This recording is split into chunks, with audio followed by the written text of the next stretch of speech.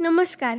आम्ही डॉक्टर शरदचंद्र पवार कृषी महाविद्यालय बारामती चतुर्थ वर्षाच्या कृषिकन्या ग्रामीण कृषी कार्यानुभव कार्यक्रमांतर्गत आज आपण आलो आहोत सुरवडी येथील प्रगतशील शेतकरी श्री सुनील निंबाळकर यांची मुलाखत घेण्यासाठी. नमस्ते, मी सुनील निंबाळकर, राहणार सुरवडी, तालुका फलटण, जिल्हा सातारा येथील शेतकरी असून सुरवडी गावात माझी शेती आहे. त्या शेतीमध्ये आंबा, पेरू, सीताफळ आणि डाळिंब अशी विविध फळबागा घेतलेली आहेत. मी शेतीतून आणलेली. टेस्टिंग किती केलं आहे यामध्ये? टेस्टिंग 15 बाय 15 फुटावर साधारणतः लागवड केलेली आहे. आणि उत्पन्न किती निघालं आतापर्यंत? अजून तसं म्हणावं असं उत्पन्न मी काढलेलं नाही, कारण झाडं 5 वर्षाच्या पुढं उत्पन्न घ्यायला सुरुवात करतात. पण 4 वर्षापासून झाली, 4 वर्ष झाली म्हणजे 3 वर्ष गेल्या वर्षीपासून सुरुवात केली. येईल तर त्याच्या कॅपॅसिटीचं येईल तसं घेतलेलं आहे. आता इथून पुढच्या वर्षीपासून उत्पन्नाला सुरुवात करायची. तुम्ही याचं पाण्याचं नियोजन कसं करतात? पाण्याचं नियोजन सुरुवातीपासून ड्रीपवरच लावलेले.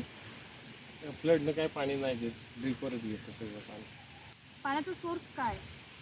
पाण्याचा सोर्स म्हणजे कॅनलवरनं 6 इंची पाईपलाईन आणलेली, तिथून मी स्टोरेज करतो पाणी तळ्यात. इथं तळ्यात हे आहे माझ्याकडे 75 लाख लिटरचं.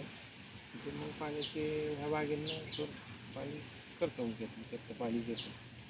तुम्ही कीड आणि रोगांचं नियंत्रण कसं करता मग?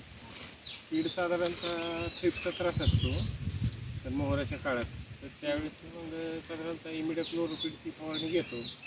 आणि बुरशी होऊ नये म्हणून सल्फेक्स किंवा कार्बन डायझिम दोन्ही अल्टरनेट एका 15-15 दिवसानं फवारणी, फक्त फळ सेटिंग होईपर्यंत. तिथलं पुढं मग नाही काही.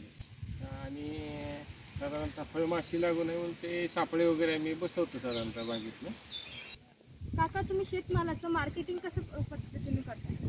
शेतमालाचं त्या बाजाराप्रमाणे सगळं जागेवर घेतो. गेल्या वर्षी साधारणतः थोडं उत्पन्न सापडलं, पण दर चांगला होता. 120-125 रुपये किलो. काका, तुम्ही शेतीत आधुनिक तंत्रज्ञानाचा वापर करता का? आता करायला लागलो नवीन, कारण पूर्वी लेबर मिळत होतं भरपूर, त्यामुळं त्याचा STPचा वापर करून हाताने स्प्रे घेत होतं. पण आता लेबर प्रॉब्लेममुळे कमी वेळेत होऊन जातं. रात्र असू द्या नाही तर दिवस असू द्या, ट्रॅक्टरचा फवारण्यामुळे व्यवस्थित होऊन जातं. पूर्वी माझी एक 12 एकराची डाळिंबाची बाग होती. ती तेल्या रोगानं काढल्यानंतर आता ही नवीन व्हरायटी, नवीन म्हणजे भगवाच आहे. हे साधारणतः 2 एकर भगवा लावलेला आहे. 2 एकर आमची म्हणजे सामुदायिक बाग होती. तर माझ्या वाटलेलं 5 एकर क्षेत्र आहे. त्यातलं ते आता मी 750 झाडं लावलेली, तिथं 700 झाडं लावलेली भगवाची. ते 2.25 वर्षाचं वय झालेलं आहे यांचं. आता नवीनच बहार झालेलं आहे. चांगलं सेटिंग वगैरे चांगलं होतं. अंतर किती? अंतर याचं 10 बाय 14 फुटावर आहे. आणि मग फ्रूट म्हणजे फ्लावर सेटिंग वगैरे नॅचरलीच होती का? तुम्ही काय केलं त्याच्यासाठी? फ्लावर सेटिंगला इथं बागा जवळपास आहेत ना, त्यामुळे मधमाशा असतात, त्यामुळे काही अडचण येत नाही.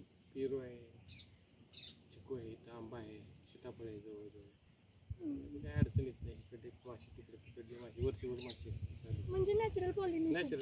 नॅचरल. उत्पादन किती येते साधारण? उत्पादन आता याचं काही इतकं नाही सापडलं, तर छोटी झाडं आहेत ना अजून. मोठी झाडं झाल्यानंतर साधारणतः कमीत कमी 40 किलोपर्यंत तरी उत्पन्न सापडतं. क्वालिटी एका झाडाला क्वांटिटी काढलं तर मग 60 पर्यंत पण जातं.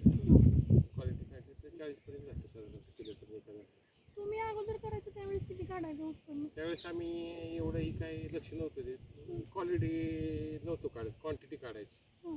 त्याच्या बागेत एवढं निघाल, त्याच्या बागेत एवढं निघाल काढायचं. पण आता ते नाही, आता तो मार्ग सोडला. आता ही क्वालिटी काढायची, थोडीच काढायची, क्वालिटी काढायची. या प्रत्येक झाडाला 20-25 मोठी झाल्यानंतर 20-25च्या पुढे जायचं नाही, तेवढीच काढायची, पण चांगली काढायची.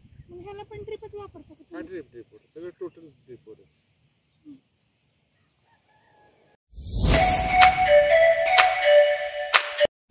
काका, शेतीसोबत तुम्ही कोणते पूरक उद्योग करता?